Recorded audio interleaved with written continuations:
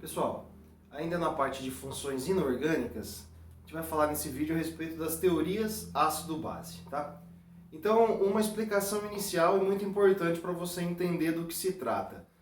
A gente usa o nome teorias, mas não é bem assim. Na verdade, elas são definições diferentes de ácido ou de base, tá?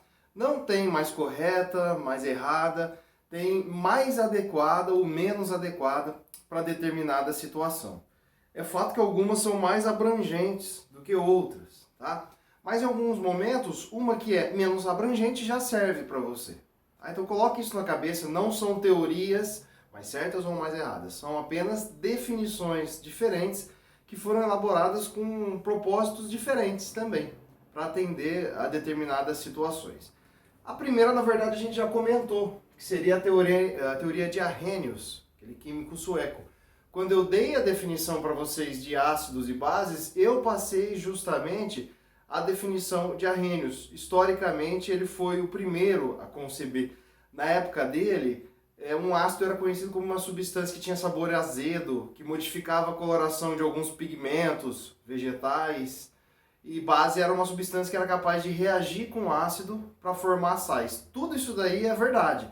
Mas a gente não pode ficar com uma definição tão empírica, assim, de o que é um ácido, o que é uma base. A gente precisa ter algo mais rigoroso. E aí veio aquele enunciado.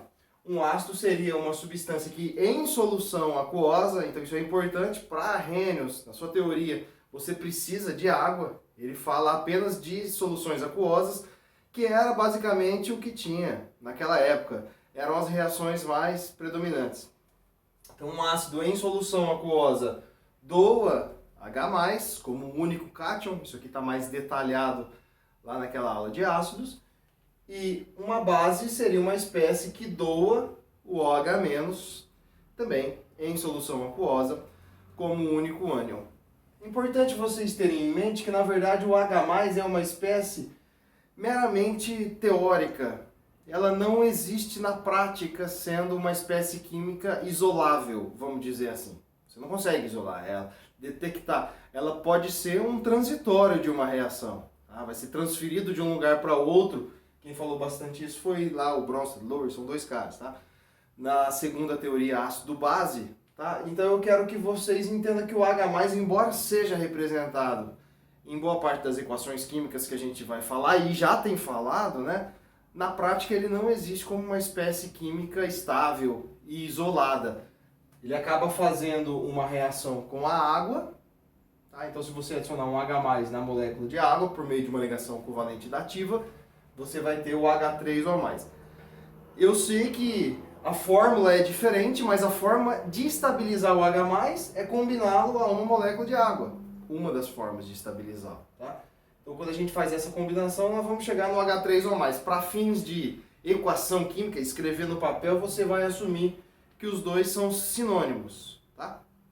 Outra coisa importante é que o H+, ele é nada mais, nada menos do que um próton. Isso daqui também vai ser mais falado na segunda teoria ácido-base, mas para você entender, vamos relembrar de umas coisinhas aqui, ó. O hidrogênio, ele tem 3 isótopos. Ou seja, na natureza tem 3 formas de encontrar o hidrogênio. Todas essas 3 formas têm número atômico 1. Então, o que define um átomo de hidrogênio seria a presença de um próton, nem mais, nem menos, tá? O número atômico dele é 1. E aí a gente tem o número de massa 1, número de massa 2 e o número de massa 3. O número de massa representa a soma de prótons e nêutrons. Então, se esse cara tem número atômico 1 e número de massa 1, quer dizer que ele não tem nêutron, tá?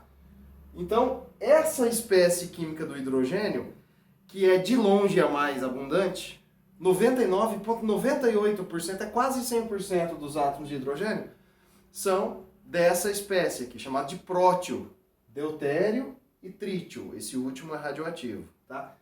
Esse daqui é de longe o mais abundante. O que ele tem na sua composição? Um próton, nenhum nêutron e um elétron. Então, gente, o que ele é?